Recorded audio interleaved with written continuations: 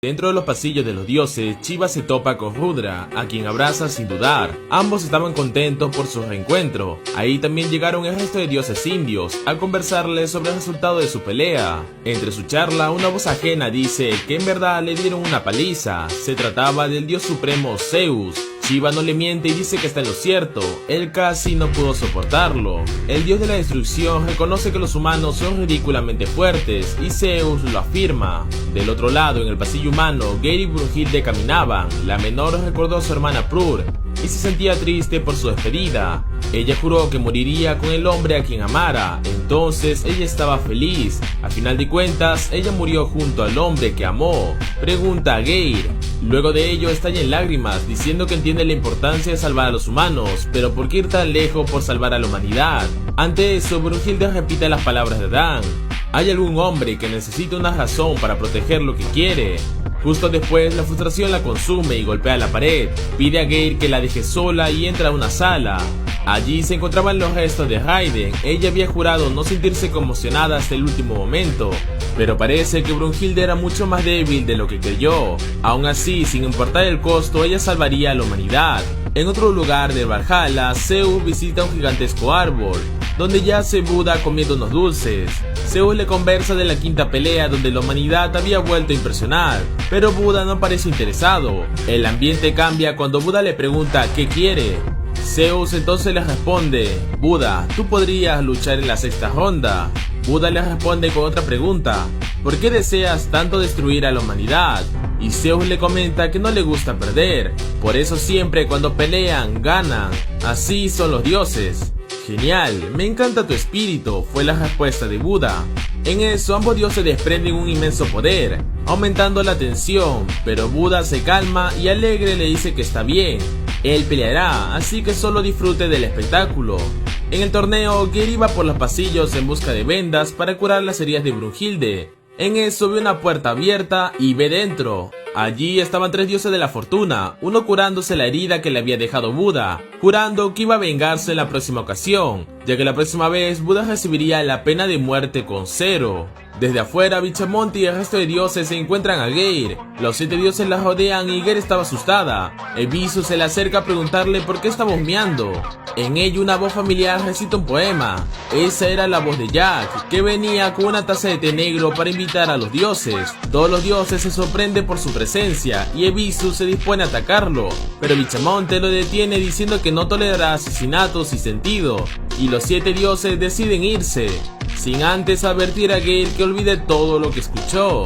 Geir se refiere a ellos como los 7 dioses de la mala suerte en vez de la suerte, a lo que Jack hace hincapié en 7, y es que con su ojo del alma solo veía una esencia compartida entre esos 7 dioses, como si fueran uno solo. Al final Geir se despide, pero antes le dice que está cubierto de heridas, así que es mejor que vaya a descansar. Esto hace que Jack recuerde la esencia de Hércules. Volviendo al campo de batalla, el marcador iba 3 para los dioses y 2 para la humanidad. Luego de 7 millones de años, la humanidad dio un paso más a su extinción. De pronto, hermosas flores decoran la puerta de los dioses. Se alza un gigantesco mantis y ilumina una imagen enorme. Aquel hombre que abandonó los deseos mundanos, abandonó las 6 emociones y recorrió un camino él solo. Y así en 6 años alcanzó la iluminación. Nació solo, vive solo y lucha solo. Aquel hombre es Buda, el representante de los dioses para la sexta ronda. Ante eso los dioses alardean y se mofaron de los humanos, mientras estos observaban a Buda como un traidor. Pero de pronto Buda sigue su camino hasta el otro lado de la arena. Ya allí toma el cuerno del presentador y con una voz segura confiesa que iba a pelear por la humanidad. Dioses, humanos, peleadores y valquirias quedaron atónitos ante la rebeldía de Buda. Los dioses y más divinidades empiezan a insultarlo y preguntarle si acaso era una broma de mal gusto. Buda rompe el cuerno y tomando aire junto a una mirada intimidante les ordena callarse. Apunta a Zeus y dice que si los dioses no salvan a los humanos, él lo hará. Y si cualquier dios se mete en su camino, Buda lo matará. Algunos estaban llenos de admiración, otros de temor, y los dioses estaban boquiabiertos, llenos de asombro. Buda hizo temblar al cielo y la tierra sin ser un dios ni un hombre. Shiva lo veía interesado, todos sonreían desde su asiento. Afrodita estaba furiosa, al igual que Ares, Hermes y Loki. Odín simplemente desprendía un aura aterradora. Sus ojos estaban vacíos.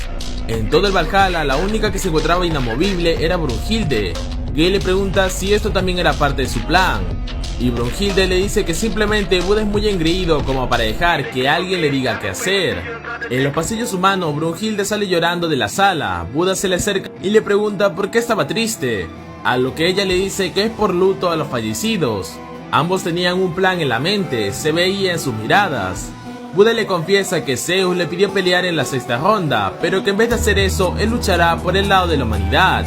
Brunhilde parece no estar sorprendida, entonces Buda le pregunta si acaso todo iba según a lo que ella había planeado.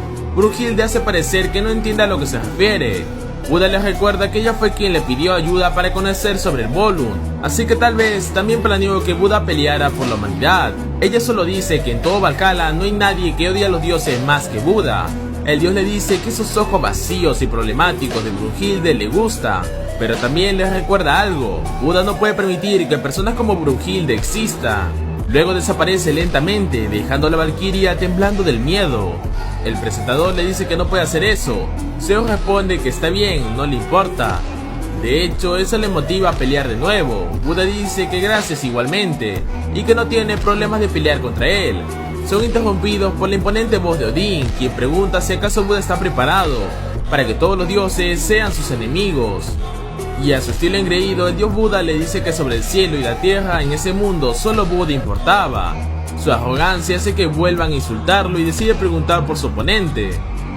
Entonces en el cielo aparece un relámpago, mientras la palabra castigo resuena sobre todo el mundo. Una gran nave aparece, los 7 dioses de la fortuna iban sobre él. El presentador entonces pide que todos se vayan excepto Bichamonte, que era el más fuerte de ellos, pero Bichamonte dice que todos son uno mismo. Y entonces, uno a uno, los otros 6 dioses de la fortuna empiezan a fusionarse. Una vez todos juntos, una gigantesca luz aparece, y la nueva forma empieza a romperse como si fuera un caparazón. Y es que entre los 7 dioses existe uno más. Se conoce como la leyenda de los 8 dioses de la fortuna. De hecho, esta tradición existe en varias religiones, donde diversos dioses son considerados como el 8º dios de la fortuna. Pero la realidad es que no existe un 8º, nunca existió uno, tampoco existieron 7. En un principio los dioses de la fortuna eran uno solo, y cuando ese dios descienda, el cielo se rasgará y la fortuna se acabará. Ese dios es llamado Zerofuku. De la cápsula, una figura pequeña pero de un aspecto temible apunta a Buda amenazándolo. Le repugnaba a Buda, lo iba a masacrar. Zero entonces empieza a estirarse, mueve y dobla todo su cuerpo, pero aún así no logra captar la atención de Buda. Parecía que no le importase. Esto lo enfurece aún más, se pregunta qué debería hacerle: convertirlo en carne picada, dejarlo crujiente, despedazarlo, ejecutarlo o asesinarlo. Eso era, asesinar a Buda, sonaba realmente bien.